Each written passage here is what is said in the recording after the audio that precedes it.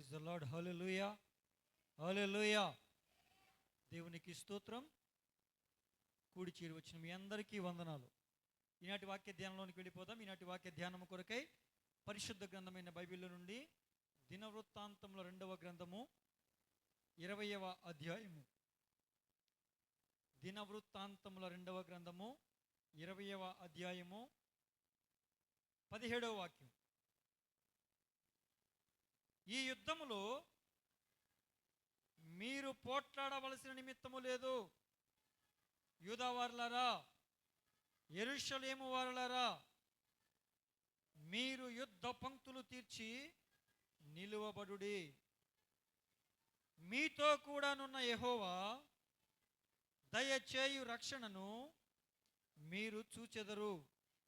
భయపడకుడి, జడియకుడి, రేపు వారి మీదికి పోవుడి, యెహోవా మీతో కూడా ఉండును. ఇప్పుడు 15వ వచనం. యూదావారులారా, యెరూషలేము కాపరస్తులారా, యెహోషాపాతు రాజా, మీరందరూ ఆలకించుడి. యెహోవా సెలవిచ్చునదేమనగా, ఈ గొప్ప సైన్యమునకు మీరు భయపడకుడి, జడియకుడి. ఈ యుద్ధము మీరు కాదు, దేవుడే జరిగించును. దేవునికి స్తోత్రం. హల్లెలూయా, హల్లెలూయా. దేవునికి మహిమ కలుగును గాక. ప్రియమైన దేవుని బిడ్డలారా, ఇక్కడ చదివినటువంటి 2 వచనాల్లో మనకి కనబడుతున్నటువంటి 2 ప్రాముఖ్యమైనటువంటి విషయాలు ఉన్నాయి. 2 కామన్గా ప్రభు వారు చెప్పారు. ఏంటంటే, యూదావారులారా, యెరూషలేము కాపరస్తులారా. ఇది ఒక భాగం అయితే, రెండో విషయం చెప్తున్నాడు, యెహోవా మీతో ఉన్నాడు. హల్లెలూయా. యేసయ్య నాతో ఉన్నాడు అని చెప్పండి. ఇంత స్లోగానా? హల్లెలూయా. చెప్పారా? చెప్పారా? నిజంగా మీతో ఉన్నాడా? దేవునికి స్తోత్రం. హల్లెలూయా. యేసయ్య ఎవరితో ఉన్నాడండి? అదే, నాతో ఉన్నాడు.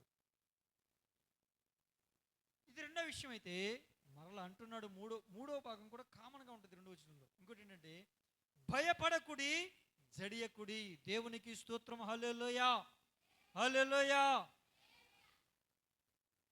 చాలా మందికి చాలా రకాల భయాలు ఉంటాయి. చాలా మందికి చాలా రకాల ఆందోళన ఉంటాయి. ఉండవండి. వాటన్నిటి నుంచి ప్రభువు చెబుతున్న మాట ఏంటంటే, భయపడకుడి, జడియకుడి, ఆందోళన పడొద్దు, చింతపడొద్దు. కారణం ఏంటంటే, మీ సమస్యల నుంచి మీ అంతటా మీరు విడిపించబడలేరు, కానీ నేనే మీ సమస్యల నుంచి విడిపిస్తాను. దేవునికి స్తోత్రం. హల్లెలూయా. మీ సమస్యలతో నేనే పోరాడతాను అని ప్రభు చెప్తున్నారు. దేవునికి స్తోత్రం. దేవుని బిడ్డలారా, ఈ సందర్భం ఏంటంటే, 4 దిక్కుల నుంచి, అంటే చుట్టూ కూడా 4 దేశపు శత్రువులు వచ్చారు. ఆ అధ్యాయం ప్రారంభంలో చదివితే మనకు తెలుస్తుంది. 4 దేశపు శత్రువులు నలుదిక్కులా చుట్టుముడితే ఇప్పుడు ఏం చేయాలి? ఆ శత్రువులకి లొంగిపోవాలా? మీరు చెప్పాలి. శత్రువులు లొంగిపోవాలా?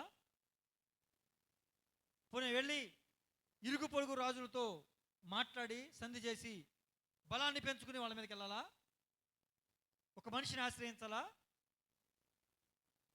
వాస్తవానికి లోకానుసారంగా ఆలోచన చేస్తే జరగాల్సిన విషయం ఏంటి? చుట్టూ శత్రువులు మూగినప్పుడు, కమ్ముకున్నప్పుడు అయితే వాళ్ళకు లొంగిపోవాలి. అంతేనండి? అయితే వాళ్ళకు లొంగిపోవాలి. రెండోది, వేరే వాళ్ళతో పొత్తు పెట్టుకుని, వేరే మనుషుల్ని ఆశ్రయించి వాళ్ళతో పొత్తు పెట్టుకుని ఏం చేయాలండి? యుద్ధం చేయాలి. అయితే లొంగిపోవాలి, లేదా మనుషుల్ని ఆశ్రయించాలి. అవునా కదా? ఒక రాజుగారు అయి ఉండి యెహోషాపాతు ఏం చేశాడు తెలుసా? చుట్టూ 4 దేశపు రాజులు తన దేశాన్ని చుట్టుముడితే చేతులు ఎత్తేసి, మేము మీకు లొంగిపోతున్నాం అని కబురు పెట్టలా. పోనే వేరే దేశపు వాళ్ళతో, మనుషుల్ని ఆశ్రయించి వేరే దేశపు వాళ్ళతో పొత్తు పెట్టుకోలా, వేరే మనుషుల్ని కూడా ఆశ్రయించలా. మరి ఏం చేశాడు తెలుసా? వెంటనే ఒక దేశపు రాజు ఆ దేశపు ప్రజలందరికీ చాటించినట్టు ఒక చాటింపు ఏంటంటే, అందరము కూడా ప్రార్థన చేద్దాం. హల్లెలూయా, హల్లెలూయా. కారణం ఏంటి? మనుషులను ఆశ్రయించుట కంటే యెహోవాను ఆశ్రయించుట మేలు. రాజులను ఆశ్రయించుట కంటే యెహోవాను ఆశ్రయించుట మేలు. దేవునికి స్తోత్రం. అదే మాటని యెహోషాపాతు పాటించాడు ఇక్కడ ఈ సందర్భంలో. మనుషులను ఆశ్రయించలా, దేవుణ్ణి ఆశ్రయిస్తున్నాడు. దేవుణ్ణి ఆశ్రయించి ఉపవాసాన్ని చాటించి ప్రార్థన ప్రారంభం చేశారు, ప్రార్థన చేస్తున్నారు. ఆ ప్రార్థనకు జవాబుగా వచ్చినటువంటి సమాధానమే ఇప్పుడు చదవబడినటువంటి లేఖన భాగం. దేవునికి స్తోత్రం, హల్లెలూయా. మరి మనమైతే సమస్య వచ్చిందనుకోండి, కష్టం వచ్చిందనుకోండి, బాధ వచ్చిందనుకోండి, శ్రమ వచ్చిందనుకోండి, ఇరుకు ఇబ్బంది వచ్చిందనుకోండి, హల్లెలూయా, ఎంత కష్టం తట్టుకోవాలంటే హల్లెలూయా. ఎవడో చెప్తాడు ఏమని, అరే ఈ కష్టాలు బాధలు తట్టుకోవాలంటే మనం మామూలుగా ఉంటే అవదరా, వేసుకోవాల్సిందే. ఏంటిది? ఏం వేసుకోవాలండి? వేసుకోవాల్సిందే. అప్పుడే మర్చిపోతాం రా బాబు, లేకపోతే చచ్చిపోతాం. అబ్బా ఎంత తెలివి తేటలరా నీక. పాపా పాపా కష్టం వస్తే బాధ వస్తే ఏం చేయాలంట? వేసుకుని పడుకుని పోవాలంట. మరి మెలుగు వచ్చాక పోనీ వేసుకుని పడుకుంటే ఎప్పటికి పడుకునే ఉంటావా? కష్టం పోయిద్దా? మళ్ళీ మెలుగు వచ్చాక మళ్ళీ కష్టం గుర్తొస్తుంది. మళ్ళీ ఏం చేయాలి? మళ్ళీ వేసుకుని పడుకోవాలి. మళ్ళీ గుర్తొస్తే మళ్ళీ వేసుకుని పడుకో. ఇదే పనా? ఈ లోపల ఉన్న కష్టం కాస్త ఇటు పక్కన ఇంకో కష్టం పెరుగుద్ది. అంతకుముందు ఉన్నది అంత కష్టం, అంతకుముందు ఉన్నది ఇంత కష్టం, ఇప్పుడు ఇంత కష్టం పెరుగుద్ది. ఇంకా కాసేపుకి ఇంత కష్టం అవుద్ది, ఇంకా కాసేపుకి అంత కష్టం అవుద్ది. అవునా కదా? లేనిపోని కష్టాలని కొని తెచ్చుకుంటారు. ముందూరిని వస్తాడేంటి వాడు? మరి నేను అబద్ధం చెప్తున్నా? ఇప్పుడు కష్టాలు ఎందుకు వచ్చినాయి, శ్రమలు ఎందుకు వచ్చినాయి, బాధలు ఎందుకు వచ్చినాయి, ఇరుకులు ఎందుకు వచ్చినాయి, ఇబ్బందులు ఎందుకు వచ్చినాయి? ఇవి లేక వచ్చినాయి. అవునా కాదండి? వాస్తవా కాదా? ఇవి లేక వచ్చినాయి. ఇప్పుడు ఇవి లేక వస్తే వాటిని మర్చిపోవడానికి మళ్ళీ ఇంకోటి దగ్గరికి వెళ్ళి 5 తెచ్చుకుని ఇటు ఖర్చు పెట్టి తాగితే ఉన్నారా లేదా ఇలాంటి మనుషులు? లోకంలో ఉన్నారా లేదా? శ్రమలు వస్తే, కష్టం వస్తే ఈ విధంగా చేసేవాళ్ళు కొంతమంది అయితే, శ్రమలు కష్టాలు బాధలు ఇరుకులు వచ్చి ఎవరు బతుకుతాడు ఈ బతుకని వారి జీవితాలని సొంత నిర్ణయంతో దేవుడు వారికి ఇచ్చిన ఆయుష్కాలాన్ని వారి చేతిలోకి తీసుకుని చనిపోతున్న వారు కొంతమంది. అవునా కాదా? మనమైతే అలా చనిపోవచ్చా? అసలు కష్టం రాని, శ్రమ రాని, ఎలాంటి ఇరుకు ఇబ్బంది రాని చనిపోకూడదు. రెండోది అలాగని అయ్యా చనిపోకూడదు అక్కడ మొదటి ఆప్షన్ తీసుకోవచ్చు. మొదటి ఆప్షన్ ఏంటి? హల్లెలూయా, అది కూడా ఉండకూడదు. 4 దిక్కుల శత్రువులు చుట్టుముడితే, 4 దిక్కుల నీకు శ్రమలు వస్తే, 4 దిక్కుల నీకు కష్టం వస్తే, 4 దిక్కుల అన్ని వైపులా ఎటు చూసినా వేదనకరమైన దుఃఖకరమైన పరిస్థితులు నీకు ఉన్నప్పుడు నువ్వు చేయాల్సిన పని ఏంటంటే దేవుణ్ణి ఆశ్రయించాలి, దేవుని పాదాలు పట్టుకోవాలి. దేవునికి స్తోత్రం, హల్లెలూయా, హల్లెలూయా. దేవుని పాదాలు మనం పట్టుకునే వారముగా ఉండాలి. దేవుని పాదాలు పట్టుకోవాలి. కష్టం వచ్చింది, బాధ వచ్చింది, ఇరుకు వచ్చింది, ఇబ్బంది వచ్చిందని చెప్పి అయితే తాగుడు, లేకపోతే ఏమండి చనిపోవటం, అది కాకపోతే ఇంకొకటి దగ్గరికి వెళ్ళి అప్పు తెచ్చుకోవటం, ఇదేగా జరిగే విషయాలు. ఈ మూడిట్లో ఏదో ఒకటి జరుగుద్ది. అవి తీర్చలేక తిప్పలు పట్టం. దేవుణ్ణి మాత్రం ఆశ్రయిస్తారండి? దేవుణ్ణి ఆశ్రయిస్తే ఏం వస్తుందండి? అప్పు తీరద్దా? తీరద్దే. ఎందుకు తీరదు? తీరుద్దా లేదా? ఎంతమంది సాక్ష్యాలు లేవా యూట్యూబ్లో? మీరు ఎప్పుడు విన్నారా సాక్ష్యం? అలాంటి సాక్ష్యాలు నేను ప్రభువుని నమ్ముకు, మీరే సాక్ష్యం. దేవునికి స్తోత్రం, హల్లెలూయా. ప్రభువుని నమ్ముకుంటే ఏదైనా చేయగలడు. నీ అప్పును తీర్చలేడా? సమస్యను తీర్చలేడా? నీ బాధలు తొలగించలేడా? ఏవైనా చేయగలవాడని నువ్వే చెప్తావు, కానీ బాధలు, కష్టాలు, ఇరుకులు, ఇబ్బందులు వస్తే నువ్వు ఎక్కడికి పోతావు? మనుషుల దగ్గరికి పోతావు. లేకపోతే నీకు నువ్వు నాశనం చేసుకోవడానికి పోతావు. లేకపోతే మొత్తం అసలు లోకాన్ని విడిచిపోవడానికి పోతావు. చేయాల్సింది అది కాదు. నీకు సమస్య వచ్చినప్పుడు, నీకు బాధ వచ్చినప్పుడు, కష్టం వచ్చినప్పుడు, అన్ని వైపులా డోర్లన్నీ క్లోజ్ అయిపోయినా కూడా ఒక్క డోరు నీ కోసం తెలవబడుద్ది. దేవునికి స్తోత్రం. అదే డోర్ అండి, పరలోకపు ద్వారం. హల్లెలూయా, హల్లెలూయా. దాన్ని మూయగలిగిన వాడు ఎవడన్నా ఉన్నాడా? పోనీ చెప్పండి మీరు. ఏమండి, నీకు సమస్య వచ్చింది, కష్టం వచ్చింది, బాధ వచ్చింది, ఇరుకు వచ్చింది, ఇబ్బంది వచ్చింది, ఓకే. ఇప్పుడు నువ్వు ఆపదలో ఉన్నావు, నీకు మనుషులు ఎవరు సహాయం చేయట్లా. పోనీ ఎవరైనా చేద్దామని వచ్చినా వేరే వాళ్ళు ఆపేశారు, ఆ డోర్ మూసేశారు అనుకుందాం. మనుషుల్ని సహాయానికి రానివ్వకుండా ఆపగలరు, సహాయం చేయనివ్వకుండా ఆపగలరు, నువ్వు ఎక్కడికి సహాయం పొందనివ్వకుండా ఆపగలరు. కానీ పరలోక ద్వారాన్ని ఎవడు మూయగలడండి? అన్ని డోర్లు మూసేసిన ఆ డోరు నీ కోసం తెరిచే ఉంటుంది కనుక నువ్వు ఎటువైపు చూడాలి? నీకు సమస్యలను బట్టి ప్రభువు వైపు చూడాలి. దేవునికి స్తోత్రం. హల్లెలూయా, హల్లెలూయా. ఏమండి, ప్రభు వైపు చూసి ప్రార్థన చేస్తే ఏం జరుగుతుందండి?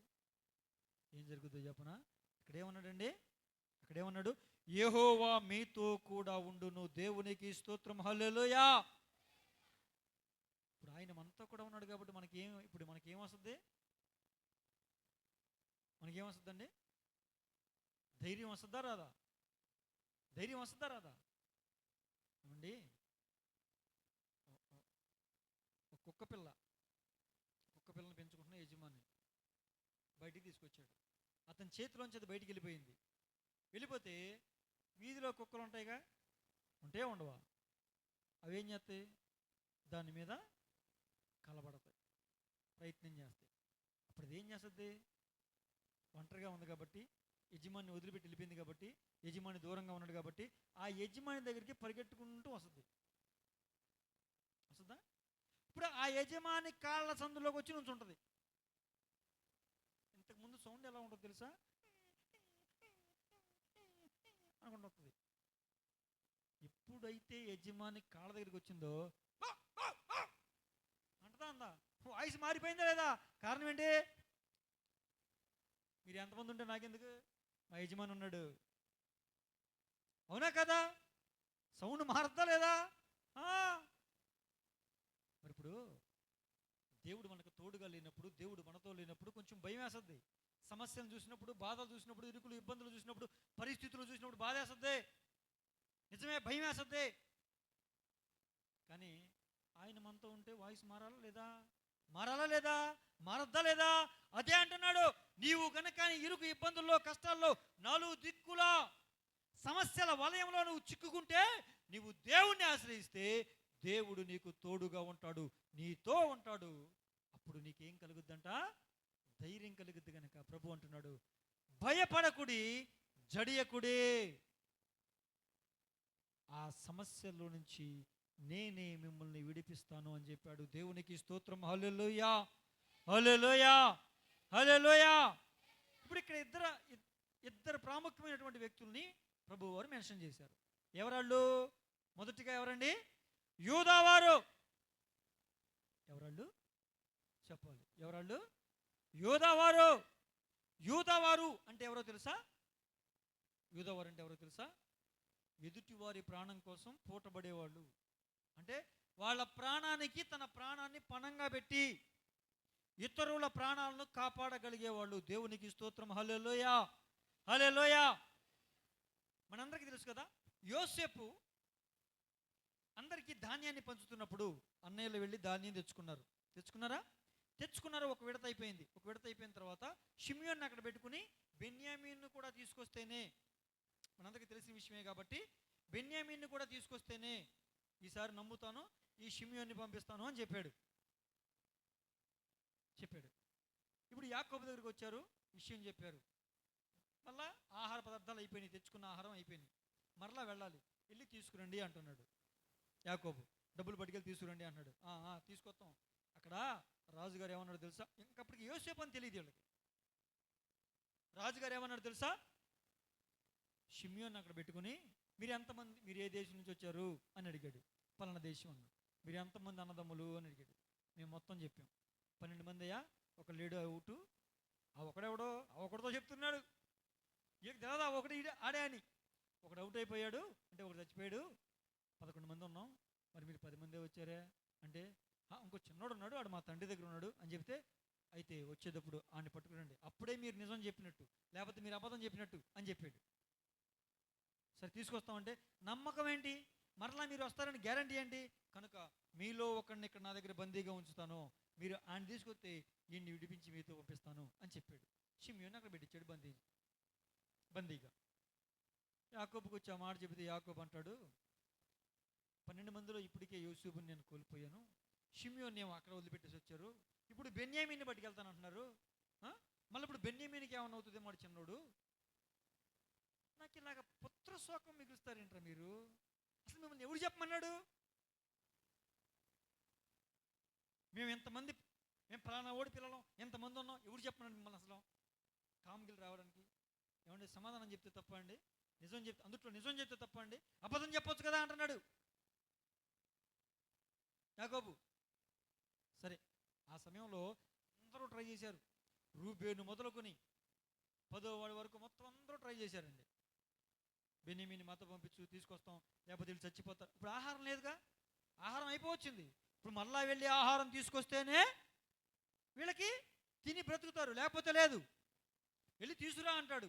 బెన్యామీని పంపిస్తే కానీ అక్కడ ఆహార పదార్థం ఇవ్వడు, షిమ్యోని వదలడు, నువ్వు పంపించంటే ఇది పంపించడం యాకోబు. అందరూ ట్రై చేశారు, అయిపోయింది. ఇక ఆఖరిగా యోధా ప్రయత్నం చేస్తున్నాడు. డాడీ, యాకోబు డాడీ, డాడీ కదా అంటారు కదండి, అయ్యా అంటారా మీరైతే, పాస్టర్ గారిని అయితే అయ్యా అంటారు, ఏమండి మీ నాన్న అయితే నాన్న అంటారు, లేకపోతే డాడీ అంటారా, మీరు ఇంగ్లీష్ మీడియం కాదండి, తెలుగు మీడియం అండి, నాన్నగారు అంటారా, పోనీ అయ్యా డాడీ యాకోబు, బెన్యామీని మాతో పంపించు, ఒకవేళ బెన్యామీను ప్రాణానికి ఏమైనా జరిగితే నా ప్రాణం తీసుకో, వాడి ప్రాణం కోసం నా ప్రాణాన్ని పణంగా పెట్టి కాపాడతా, ఒకవేళ కాపాడలేకపోయిన పక్షంలో, ఒకవేళ బెన్యామీను గనక ఏమైనా జరిగితే, బెన్యామీను గనక ఏమైనా జరిగితే నువ్వు నా ప్రాణం తీసుకో అన్నాడు. నువ్వు ఇప్పుడు పంపకపోతే అందరము కరువుతో అలమటించి చచ్చిపోతాం, నువ్వు పంపాలి అన్నాడు. అరే బెన్యామీను ప్రాణం అయితే ఒక ప్రాణం, నీ ప్రాణం అయితే ఒక ప్రాణమా, బెన్యామీనే నా కొడుకు, నువ్వు మాత్రం నా కొడుకు కదా, సరే జాగ్రత్తగా తీసుకెళ్ళండి అని ఇచ్చాడు. యోధా అంటే ఎవరండి, 70 మంది ఆకలితో చనిపోకుండా కాపాడబడ్డానికి తన ప్రాణాన్ని పణంగా పెడతాను అని చెప్పి వారందరికీ ఆహారాన్ని అందించి బ్రతికించడానికి ముందుకొచ్చిన వాడు దేవునికి స్తోత్రం. హల్లెలూయా, హల్లెలూయా. దేవుడు ఎవరికి తోడుగా ఉంటాడు, ఇలాంటి యూదాలకు తోడుగా ఉంటాడు, దేవునికి స్తోత్రం. యూదా లాంటి మనసున్న వాళ్ళకి తోడుగా ఉంటాడు, దేవునికి స్తోత్రం. హల్లెలూయా. ఇంకొకటి యోధా అంటే ఏంటో తెలుసా, యోధా అంటే ఏంటో తెలుసా, యోధా అంటే ఏంటి అర్థం, స్తుతి. యోధా అంటే ఏంటండి, స్తుతి. అంటే ఎవరైతే స్తుతి చేస్తారో, ఎవరైతే దేవుని కొనియాడతారో, ఆరాధిస్తారో, స్తుతిస్తారో, దేవుడు వారితో ఉంటాడు, దేవునికి స్తోత్రం. హల్లెలూయా. వారి పక్షంగా కార్యం చేస్తాడు. హల్లెలూయా. వారికి అడ్డు కోటలుగా ఉన్నటువంటి కోట గోడలన్నీ కూల్చివేస్తాడు. హల్లెలూయా. ఎరికో కోట గోడలు దేనివల్ల కూలయ్యి, ఎరికో కోట గోడ ఎంత ఉంటుందో తెలుసండి, మన చర్చ్ అంత వెడల్పు ఉంటుంది. వెడల్పు గురించి మాట్లాడుతున్నా, ఎత్తు గురించి మాట్లాడుతున్నా. వెడల్పు 2 కార్లు అంటే 2 రథాలు అటు ఇటు, 2 రథాలు పక్క పక్కన వెళ్ళొచ్చు అంట. అంటే ఇంచుమించు ఇంత ఉంటుంది, మన చర్చి వెడల్పు అంత ఉండొచ్చు అని అనుకుంటున్నాను. ఏమండి, ఇంత వెడల్పు ఉన్న గోడ మనం ఇంత మందం కడతాకే, 2 అడుగులు మందం కడతాకే తలపేణం తోకకు వస్తుంది. వాళ్ళు అంత మందపు వెడల్పున్న గోడ పెట్టారు.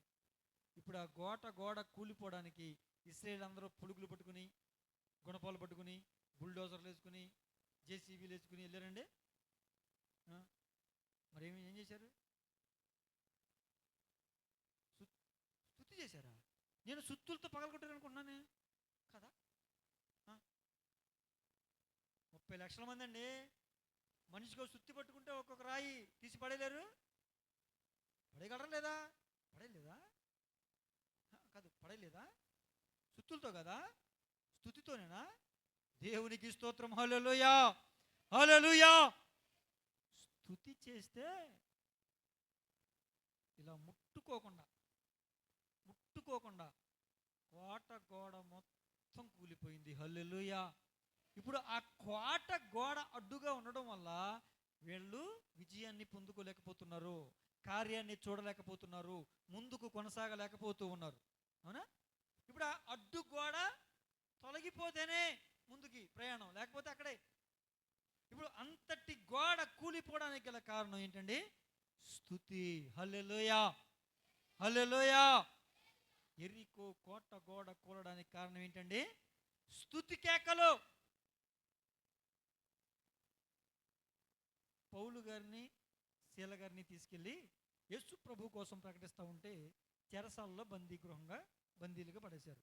చేతులు కాళ్ళు కట్టేసి, ఇనప సంఖ్యలతో చేతులు కాళ్ళు కట్టేసి, వీపంతా బెత్తాలతో కొట్టి తీసుకెళ్ళి పడేశారు.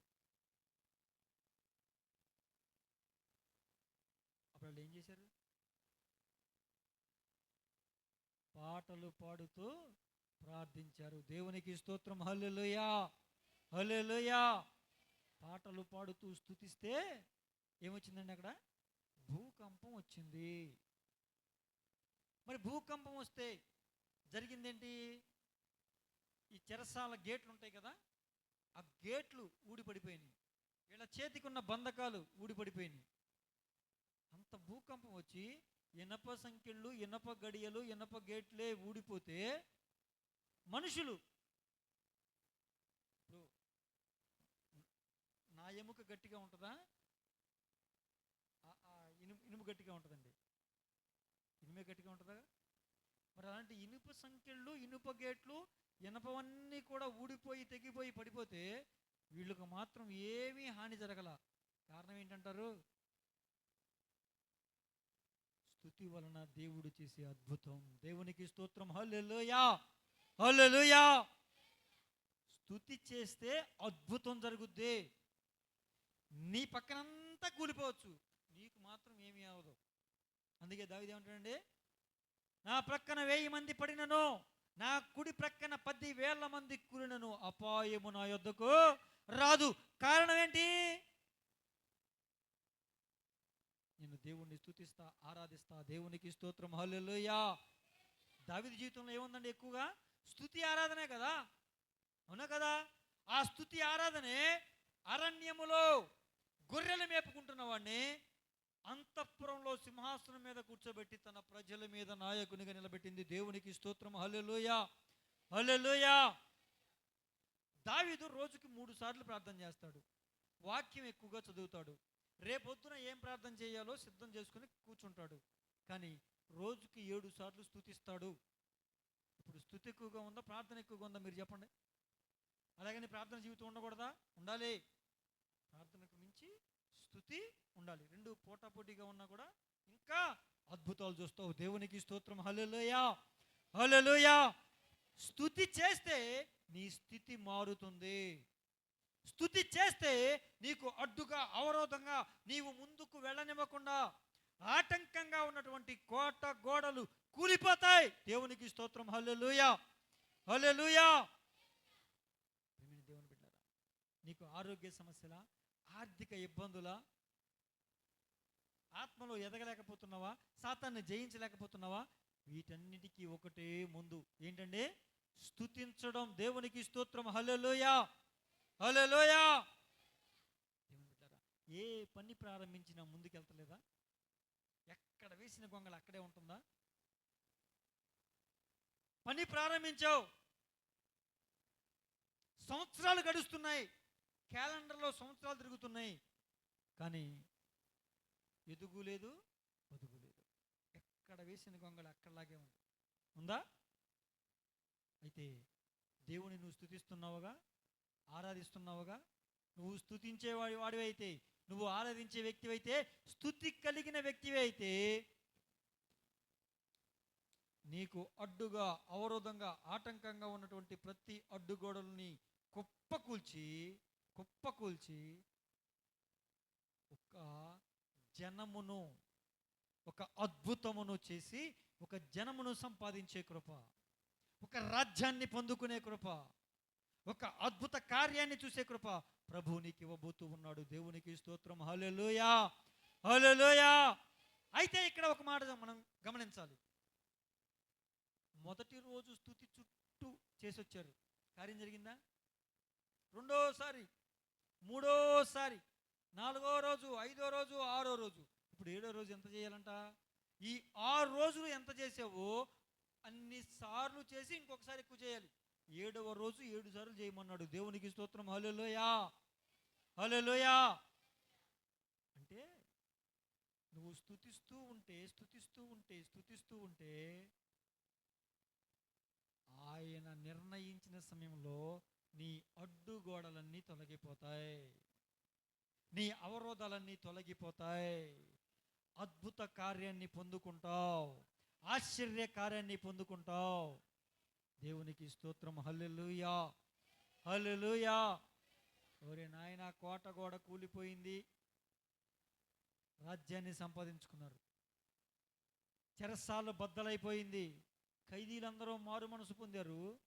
ఏమంటే ఒక్కడ కూడా ఖైదీలు గేట్లు లేకుండా, సంఖ్యలు లేకుండా ఉంటే పారిపోవాలిగా. మార్పు లేని వాళ్ళైతే పారిపోవాలిగా, మారు మనసు పొందని వాళ్ళైతే పారిపోవాలిగా. పారిపోవాలి, అక్కడే ఉన్నారు. ఆ జైలు అధికారి వచ్చి కంగారు అయిపోతున్నాడు. ఇళ్ళలో ఎవరైనా తప్పిపోయారేమో, వెళ్ళిపోయారేమో, నా ఉద్యోగం అయిపోద్దని చచ్చిపోతున్నాడు. అయ్యా నువ్వేం చేసుకోవద్దు, మేము అందరం ఇక్కడే ఉన్నాం. అందరూ ఉన్నారా? ఎవడో పారిపోలేదా? ఎవడో పారిపోలా. రిజిస్టర్ తెచ్చుకున్నాడు. ఉన్నారా ఉన్నారా ఉన్నారా ఉన్నారా ఉన్నారా లెక్క పెట్టుకున్నాడు. అందరూ ఉన్నారు. బాబు ఎంత గొప్ప కార్యం చేశాడంటే మీ దేవుడు చాలా గొప్పడు, ఇప్పుడు నన్ను ఏం చేయమంటావు అని అడిగితే, మారు మనసు పొంది బాప్తిసం పొందేసి అంటే అర్ధరాత్రి బాప్తిసం పొందేసాడు. ఎవరో జైలు అధికారి, వాళ్ళ కుటుంబం మొత్తం అర్ధరాత్రి బాప్తిసం పొందేశారు. దేవునికి స్తోత్రం. హల్లెలూయా, హల్లెలూయా. ఓరి నాయన, జైల్లో వేస్తే దేవుణ్ణి స్తుతిస్తే అక్కడ కూడా జైల్లో ఉన్న ఖైదీలందరినీ సంపాదించే కృపించాడు. వాళ్ళతో పాటు జైలు అధికారి కుటుంబాన్ని కూడా రాత్రికి రాత్రే రక్షించగలిగే కృపించాడు. ఇదంతా కేవలం స్తుతి వల్ల జరిగిన కార్యం. దేవునికి స్తోత్రం. హల్లెలూయా, హల్లెలూయా. రాత్రికి రాత్రి నీ దగ్గరికి రాబోతా ఉన్నారు. దేవునికి స్తోత్రం. మీరు ఎప్పుడు వచ్చారమ్మా మందిరానికి? శాంతమ్మా, రాత్రిపూట వచ్చారా, పగలపూట వచ్చారా? రాత్రిపూట,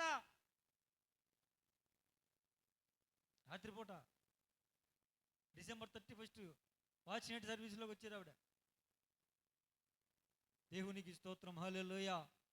దేవుడు రాత్రిని రక్షించగలడండి. అసమయం కాదు. దేవుణ్ణి స్తుతిస్తూ దేవునికి నమ్మకంగా బ్రతికితే ఏదైనా చెయ్యగలడు. పగలు చేస్తాడా, రాత్రి చేస్తాడా, సాయంత్రం చేస్తాడా, మధ్య నీకు ఎందుకు అదన్నీ? ఆయన చేస్తాడంతే. ఆయన నిర్ణయించిన సమయంలో చేస్తాడు. హల్లెలూయా, హల్లెలూయా. దేవునికి స్తోత్రం. నిన్ను బంధించి ఉంచిన కొన్ని బంధకాలు ఉంటాయి. ప్రార్థన చేయకుండా, వాక్యం చదవనివ్వకుండా, ఆత్మలో ఎదగనివ్వకుండా, చర్చికి రానివ్వకుండా, వచ్చినా విన్నవ్వకుండా, విన్నా పాటించనివ్వకుండా, లోకానుసారంగా జీవించేలాగా, లోకాశల్లోనే మునిగిపోయేలాగా, ఏదో చర్చకొచ్చి కనబడి వెళ్ళిపోతావు తప్ప ఇంకనూ ఆ ఆశల్లో, కోరికల్లో మునిగిపోయేలాగా చేసే కొన్ని బంధకాలు ఉంటాయి. ఇప్పుడు ఆ బంధకాలన్నీ ఎప్పుడు దిగుతాయంట? స్తుతి చేస్తే తెగిపోతాయి. హల్లెలూయా, హల్లెలూయా. అందుకే ప్రభు అంటారు, ముందుగా ఇచ్చి పొందదగిన వాడెవరు? ఎవరంటే ముందుగా ఇచ్చి పొందదగిన వాడెవడో. ఏంటి ఇక దేవుడికి ఇచ్చే విషయం అంటే ఒకటే తెలుసు. ఏంటండి అది? చెప్పాలి. ఏంటది? కానుకలు. ఏంటండి? ఇప్పుడు అవి ఇవ్వాలి. అవి ఇస్తే దేవుడు ఇస్తాడు. 10 రూపాయలు ఇస్తే 100 రూపాయలు ఇస్తాడు. అది వేరే విషయం. అదొకటేనా? ముందుగా ఇచ్చి పొందదగిన వాడే ఉంటాయి. కానుక ఇచ్చేద్దాం, 10 రూపాయలు ఇస్తే 100 రూపాయలు. ఇది పెట్టుబడి అండి. ఇప్పుడు దేవుడు అన్యాయస్తుడు కాదు. దేవుడు ఎవరు రుణం ఉంచుకోడు. ఆయన పనిలో చెయ్యి చిన్నది కలిపితే దానికి సంబంధించి ఆశీర్వాదం గొప్పగా ఇస్తాడు. అది అనుభవంలో నుంచి వచ్చామని చెప్తున్నాం, అనుభవంలో నుంచి చెప్తున్నాం, కానీ ఈ అనుభవం లేకుండా నేను చెప్పట్లా. దేవునికి స్తోత్రం. అదొకటే కాదు, స్తుతి. ఆయనకి ముందుగా ఏమి ఇవ్వాలి? స్తుతి ఇవ్వాలి. స్తుతులు చెల్లించాలి, కృతజ్ఞత కలిగి ఉండాలి. ప్రతి విషయంలోనూ కృతజ్ఞత స్తుతులు చెల్లించుడే. స్తోత్ర బలులు ఆయనకి అర్పించాలి. నువ్వేమిస్తావు ఆయనకి? ఆయన నీకు చేసిన మేలుకు నువ్వు ఆయనకి ఏమి ఇవ్వగలవు? తునమో పనమో కానికి, నీకు కలిగిన దాంట్లో కానికి ఇవ్వగలవు. మహా అయితే ఏమండి ప్రేమ విందు పెట్టగలవు, లేకపోతే భోజనాలు ఉండి అందరికీ కనికరం చూపించి అందరికీ ఏమండి పేదవాళ్ళందరికీ భోజనం పెట్టగలవు, బట్టలు కొని ఇవ్వగలవు. దేవుడికి ఏమైనా ఇవ్వగలవా? ఏమిస్తావు? ఏమి ఇవ్వలేవు. కానీ దేవుడికి ఇచ్చేది ఏంటి? హల్లెలూయా, స్తుతి దేవునికి ఇవ్వగలవు. అదవుతుందండి. స్తుతి చేస్తే నీ స్థితి మారుతుంది. దేవునికి స్తోత్రం. హల్లెలూయా, హల్లెలూయా.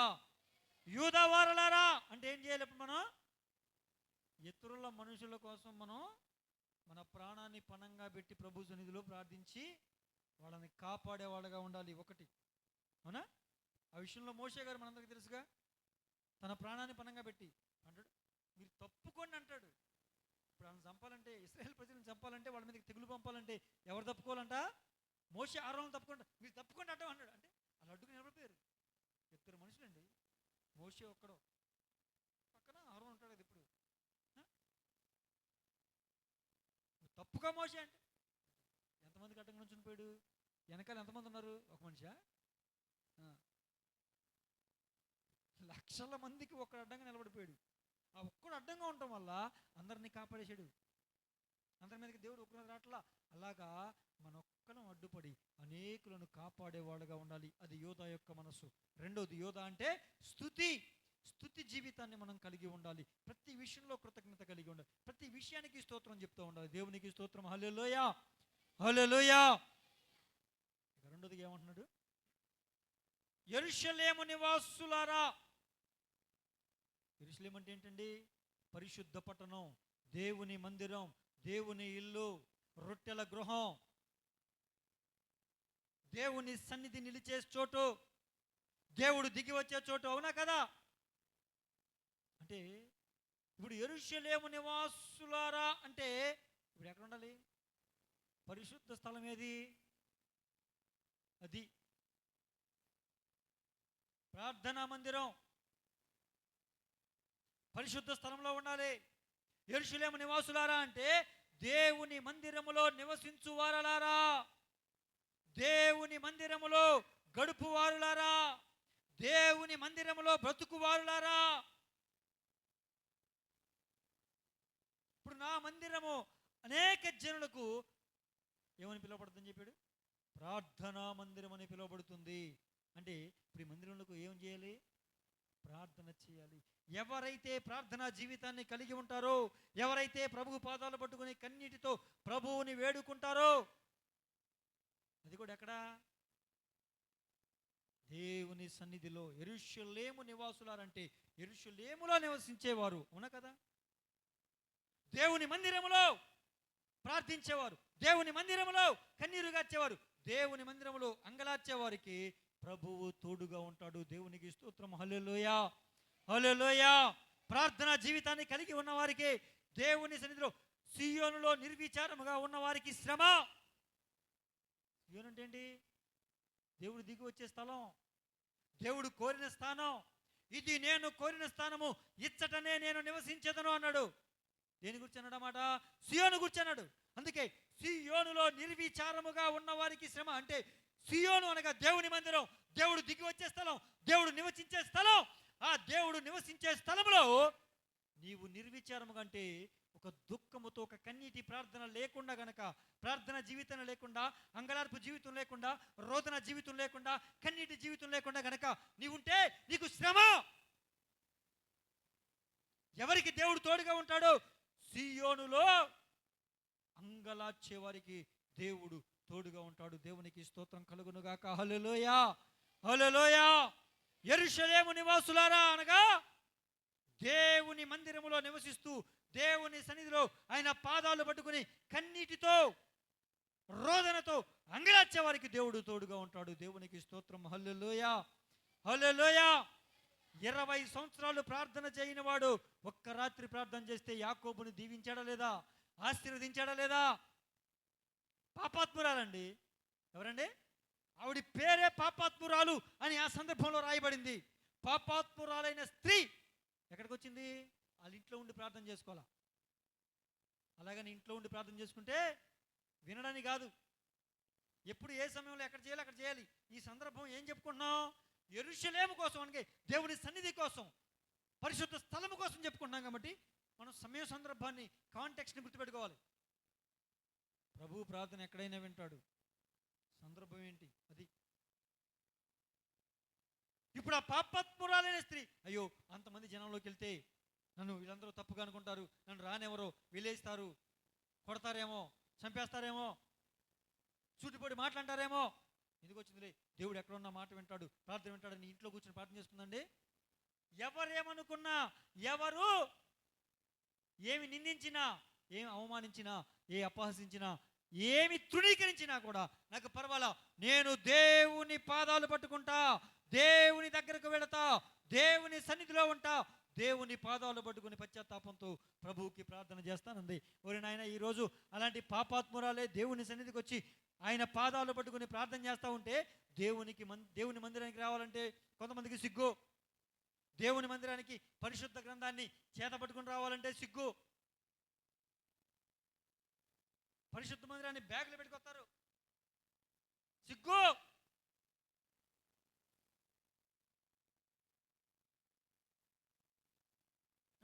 వెళ్తుంది భక్తిరాలు అని అంటారేమో, మందిరానికి వెళ్తే అపహసిస్తారేమో, ఏమనుకుంటారో అని ఇబ్బంది పడేవాళ్ళు చాలామంది ఉన్నారా లేదా? ఉన్నారు లేదండి? మందిరానికి రమ్మంటే ఇళ్లలో ఉండిపోయి క్రైస్తవులు లేరా? ఏ మందిరానికి వెళ్ళకుండా ఇళ్లలో ఉండిపోయి ఉన్నారు లేరా? ఉన్నారు. కొంతమందిని సువార్త చెప్పినప్పుడు వాళ్ళే వందనాలు చెప్తే వందనాలమ్మా, ఏ మందిరానికి వెళ్తున్నారంటే ఏ మందిరానికి వెళ్ళమండి, ఎంత పెద్ద సాయి, మేము ఏ మందిరానికి వెళ్ళమండి. పోతావు ఖచ్చితంగా, నీ ఆడకు పోతావు, తెలుసుగా ఏడకు పోతావు. హల్లెలూయా. ఏ మందిరానికి వెళ్ళమని చెప్పుకుంటున్నాడు. మనకి ఏమనాలని?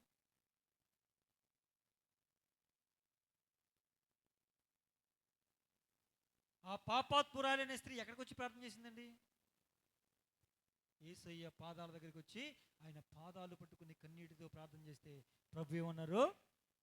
అమ్మా, నీ విస్తారమైన పాపాలు క్షమించబడ్డాయి, ఇప్పటి నుంచి పరిశుద్ధంగా జీవించన్నాడు. దేవునికి స్తోత్రం. హల్లెలూయా. నువ్వు ఎలాంటి పాపివైనా, ఎలాంటి దోషివైనా, ఎలాంటి అక్రమ అన్యాయాలు చేసిన వ్యక్తివైనా, నీతి మాలిన వ్యక్తివైనా, న్యాయము తప్పిన వ్యక్తివైనా, ప్రభువు సన్నిధిలో ప్రభువు పాదాలు పట్టుకుని క్షమించమని అడిగితే, నా దేవుడు కనికర సంపన్నుడు, కనికర పూర్ణుడు, ఖచ్చితంగా నీ పాపాలు క్షమిస్తాడు, నిన్ను పరిశుద్ధునిగా పరిశుద్ధురాలిగా మారుస్తాడు. దేవునికి స్తోత్రం. హల్లెలూయా, హల్లెలూయా. ఏమంటే యుద్ధం మోపుగా జరుగుతూ ఉంది, ఇశ్రాయేల్ గెలిచే మూమెంట్ వచ్చేస్తుంది. అయితే యుద్ధ నీతి ఏంటో తెలుసా? సూర్య అస్తమయం అయితే యుద్ధాన్ని ఆపేసి మరలా సూర్యుడు ఉదయించాక రేపొద్దున మరలా ఫ్రెష్గా యుద్ధాన్ని ప్రారంభించాలి. ఒకవేళ ఈ సమయంలో యుద్ధం ఆగితే శత్రువు మరలా ఈ రాత్రికి బలం పొందుకుని మన మీద తిరగబడి మన మీద గెలిచే అవకాశం ఉంటుంది. ఈ యుద్ధం ఇలా కంటిన్యూ అయితే గనక ఖచ్చితంగా మనం గెలిచి తీరుతాం అని నిర్ణయించుకుని యెహోషువ ఒక ప్రార్థన చేశాడు. ఏమని ప్రార్థన చేశాడు తెలుసా? సూర్యుడా నీవు గిబియోనులో ఆగిపో, చంద్రుడా నీవు అయ్యాను లోయలో ఆగిపో, నిలిచిపో అని ప్రార్థన చేస్తే ప్రభువు సూర్యుడిని అక్కడే ఆపేశాడు, చంద్రుణ్ణి అక్కడే ఆపేశాడు. ఒక రోజంతా సూర్యుడు అక్కడే ఉన్నాడు, చంద్రుడు ఇక్కడే ఉన్నాడు. చీకటి వల్ల సూర్యాస్తమయం వల్ల ఇశ్రాయేలీయులకు జయం వచ్చింది. దేవునికి స్తోత్రం. హల్లెలూయా, హల్లెలూయా. ప్రార్థన చేస్తే సూర్యుడిని చంద్రుణ్ణి ఆపేసిన దేవుడు ఏమండి మన చిన్న చిన్న సమస్యలు తీర్చలేడా లేదా? దేవునికి స్తోత్రం. హల్లెలూయా. అక్కడ వాక్యంలో రాయబడిన మాట ఏంటి తెలుసా? దేవుడు ఒక నరుని మాట విని చేసిన ఇట్టి కార్యము వంటి కార్యము అంతకు ముందు జరగలేదు, ఇక ముందు కూడా జరగదు. దేవునికి స్తోత్రం. హల్లెలూయా, హల్లెలూయా. దేవుడు ఎవరో చెప్పనా? లెక్కలేనన్ని అద్భుతాలు చేసేవాడు. చెప్పండి. అది లెక్క పెట్టలేవు. ఆ అద్భుతం చేసాడండి, మరి అలాంటి అద్భుతం ఆ అద్భుతమే చేస్తాడు, లేకపోతే అలాంటిది ఇంకోటి చేస్తాడు. అసలు ఇంతకు ముందు జరగని అద్భుతం చేస్తాడు. నీ కోసం ఏవైనా చేస్తాడయ్యా. నువ్వు ప్రార్థన చేయి, విశ్వసించు. దేవునికి స్తోత్రం. హల్లెలూయా, హల్లెలూయా. చాలామందికి గర్భఫలాలు లేక చాలా బాధపడుతూ ఉంటారు. పిల్లలు పుట్టరు. వివాహాలు జరిగి సంవత్సరాలు అవుతాయి, పిల్లలు లేరు. పాపం పిల్లలు లేరు. చాలా బాధ, చాలా దుఃఖం. ఇంట్లోంచి బయటకు అడుగు పెట్టాలంటే కష్టం. చాలా మనసు చాలా దుఃఖం అయిపోతూ ఉంటుంది. ఏదైనా ఫంక్షన్కి వెళ్ళాలంటే కష్టం, శుభకార్యానికి వెళ్ళాలంటే కష్టం. మనుషులు లోకులు కాకులు అంటాళ్ళు పొడుస్తూ ఉంటారు. ఎద్దు పుండు కాకికి ముద్దు. దాన్ని పుండును పడుతూ ఉంటే ఎద్దుకేమో నొప్పి వస్తుంది, దీనికేమో సంతోషం వస్తుంది. అలాంటి వాళ్ళు మనుషులు. అంత బాధను భరిస్తూ డాక్టర్ దగ్గరికి వెళ్తారు, వాళ్ళ దగ్గరికి వెళ్తారు, వీళ్ళ దగ్గరికి వెళ్తారు, అటు చేస్తారు, ఇది చేస్తారు, ఎప్పుడే చేసినా చేస్తారు. సరే మీరు వెళ్ళండి, నేను తప్పేం పట్టట్లా. డాక్టర్ దగ్గరికి వెళ్ళాలి, వైద్యుల సలహాలు తీసుకోవాలి, నేను తప్పు పట్టట్లా, వెళ్ళండి. కానీ హన్నా అనే వ్యక్తి ఉందే, ఆవిడికి పిల్లలు లేరు. ఆవిడికి సూటిపోటి మాటలు. పెనిన్న ప్రతిసారి ఏదో ఒకటి అంటమే, బాధ పెట్టడమే, కృంగ చేయటమే, ఏడిపించటమే, దుఃఖపరచటమే. ఆవిడకి ఏమొచ్చిందంటండి? కోపం వచ్చిందండి. ప్రతిసారి నన్ను అంటారు. కోపం వచ్చింది. కోపం వచ్చి చీరలా చూసుకుని వెళ్ళిందా మీదకే, ఇలాగ ముడి పెట్టుకుని చీర ఇక్కడ తోపుకుని, దమ్ముంటేనా ఏంటి మాట్లాడుతాం? వెళ్ళిందండి? చెప్పండి, వెళ్ళిందా? కపట్టార్, ఒక్కసారి నన్ను అన్నావంటే చంపేస్తాయేమనుకుంటున్నావో, నోరు ఎవడున్నాడు తెలుసా అందా అండి? చెప్పండి, అందా? మిక్కిలి కోప కారణం చేత దేవుని మందిరంలోకి వెళ్ళిపోయింది. హల్లెలూయా, హల్లెలూయా. ఏమొచ్చిందండి? కోపం వస్తే దేవుని మందిరానికి వెళ్ళిపోయి ప్రభు పాదాలు పట్టుకుని హృదయం అంతా కుమ్మరించింది. ఆ హృదయంలో ఉన్న కోపము, బాధ, దుఃఖము అన్నీ హృదయంలోనే ఉంటాయిగా, అది మొత్తం కుమ్మరించేసింది అక్కడ. ఎవరు దిగారు? సమూయేలు దిగాడు. ఓరి నాయన, సమూయేలు దిగాడు. ప్రవక్త, న్యాయాధిపతి, రాజు, 3 పాత్రలు పోషించాడు. యాజకుడు, ప్రవక్త, న్యాయాధిపతి, 3 పాత్రలు పోషించాడండి. ఓరి నాయన, మామూలు విషయమా? సమూయేలు వస్తుంటే, అయ్యా సమాధానంగానే వస్తున్నావా అని అడుగుతారు. ఎందుకంటే సమూయేలు వస్తానంటే దేవుడు ఏం చెప్పాడు? మనం చేసిన తప్పులు, మనం చేసిన పాపాలు మనకు తెలుసుగా, దాన్ని బట్టి దేవుడే కోపం రగిలిపోయిందో, అయ్యా సమాధానంగానే వస్తున్నావా, నీకు దండం పెడతా. అది పరిస్థితి సమూయేలు అంటే. దేవునికి స్తోత్రం. హల్లెలూయా, హల్లెలూయా. అలాంటి వాడు దిగాడండి. ఒకవేళ నీకు గర్భఫలం లేక బాధపడుతున్నాయేమో, ప్రభువు సన్నిధిలో ప్రార్థన చేయి. అద్భుత కార్యం నువ్వు చూడబోతున్నావు. నువ్వు ప్రార్థన చేయి. వచ్చే సంవత్సరం ఇదే మాసంలో, నవంబర్ ఎండింగ్, ఇది నవంబర్ మాసంలో నీ ఒడిలో దేవుని బహుమానం ఉంటుంది. దేవునికి స్తోత్రం. హల్లెలూయా, హల్లెలూయా. దేవునికి స్తోత్రం. ఏమేమి దేవుని పెట్టారు? ప్రార్థన చేస్తే పరిస్థితులన్నీ మారిపోతాయి. యెరూషలేము నివాసులారా అంటే దేవుని సన్నిధిలో నివసించేవారు, దేవుని సన్నిధిలో బ్రతికేవారు, పరిశుద్ధ స్థలంలో ఉండేవారు. పరిశుద్ధ స్థలంలో ఏం చేస్తారని చెప్పాను? ఆయన మందిరం ఎలా పిలువబడుతుంది? ప్రార్థనా మందిరం. అంటే ప్రార్థనా జీవితాన్ని కలిగి ఉన్నవారు. ఇప్పుడు యెహోషాపాతు ఉన్నాడే, అతను కూడా ఆ యొక్క 5వ వచనంలో మనం చూస్తే, యెహోషాపాతు యెహోవా మందిరములో ఎక్కడండి ప్రార్థన చేస్తున్నాడు? చెప్పాలి, ఎక్కడ ప్రార్థన చేస్తున్నాడు? దేవుని మందిరంలో ప్రార్థన చేస్తున్నాడు. దానికి జవాబేంటి? నువ్వు కాదురా బాబు, నేనే యుద్ధం చేస్తాను, నువ్వు భయపడొద్దు, జడవద్దు. నువ్వు భయపడొద్దు, జడవద్దు. మీ పక్షంగా యుద్ధం చేసేది మీరు కాదు, నేనే యుద్ధం చేస్తాను అని చెప్పాడు. చెప్పి ప్రభువు యుద్ధం చేస్తే మీరు ఎక్కడ నిలబడండి చాలు, నేను యుద్ధం చేస్తాను అన్నాడు కదా. అన్నాడా ఏమ్మా? అన్నాడా? ఇప్పుడు వాళ్ళు నిలబడమన్న చోట నిలబడ్డారు. ఏమండి? ప్రభు యుద్ధం చేశాడు. యుద్ధం చేస్తే శత్రువులందరూ చచ్చిపోయారు. ఇప్పుడు వీళ్ళు వెళ్ళి శత్రువులు చనిపోతే ఆ చనిపోయిన వాళ్ళ దగ్గర ఉన్నటువంటి లేదా ఓడిపోయిన వాళ్ళ దగ్గర ఉన్న వస్తువులు కానీ డబ్బులు కానీ ఏవో ఉంటాయిగా, దాన్ని కొల్ల సొమ్ము అంటారు. అదంతా తెచ్చుకోవచ్చు. వీళ్ళు వెళ్ళి కొల్ల సొమ్ము తెచ్చుకోవడానికి వెళ్ళారు. ఏం తెచ్చుకోవడానికి వెళ్ళారండి? కొల్ల సొమ్ము తెచ్చుకోవడానికి వెళ్తే ఎన్ని రోజులు పట్టిందో తెలుసా? కొల్ల సొమ్ము కూర్చుకోవడానికి ఎన్ని రోజులు పట్టిందో తెలుసా? 3 రోజులు కూర్చుకున్నారంట. ఒక్కొక్కడు సంచులు తీసుకెళ్ళి బంగారం దొరికితే బంగారం, వెండి దొరికితే వెండి, వజ్రాలు దొరికితే వజ్రాలు, డబ్బులు దొరికితే డబ్బులు, ఏమంటే ఏది దొరికితే అది కూర్చుకుంటున్నారు బస్తాల్లో. ఎన్ని రోజులు కూర్చుకున్నారు? 3 రోజులు కూర్చుకుని ఇంతకన్నా మనం వద్దులే అని వదిలేసి వెళ్ళిపోయారంట. అదేం తర్వాత మీరు చదువుకొని ఉంటుంది. ఇక చాలు, ఇక వద్దులేని వదిలేసి వెళ్ళిపోయారు. దేవుని స్తోత్రం. శత్రువు వస్తే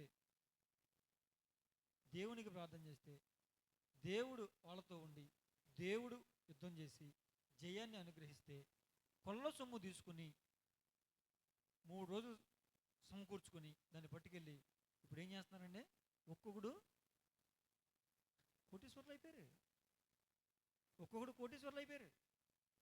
3 రోజుల్లో ఒక్కొక్కడు ఎంత బంగారం కూర్చుకుని ఉండొచ్చు, ఎంత వెండి కూర్చుకుని ఉండొచ్చు, ఎన్ని డబ్బులు దొరుకుండొచ్చు, ఎన్ని వజ్రాలు దొరుకుండొచ్చు. అవునా కదండి? ఇక ఎవడు పనులకి వెళ్తారా? బాబాయ్ పనులకి వెళ్తారా? అయ్యా మనసం కింద మూట ఉంది తెచ్చుకున్నాగా, దేవునికి స్తోత్రం. సరుకులు అయిపోయినాయి అనుకోండి, చిన్న మొక్క పట్టుకెళ్తున్నాడు, ఇంత బంగారం పట్టుకెళ్తాడు, ఆ షాపులోకి వెళ్తున్నాడు, సరుకులే 4 రోజులు సరుకులు చేస్తాను ఇంత మొక్కకి చెప్తున్నా.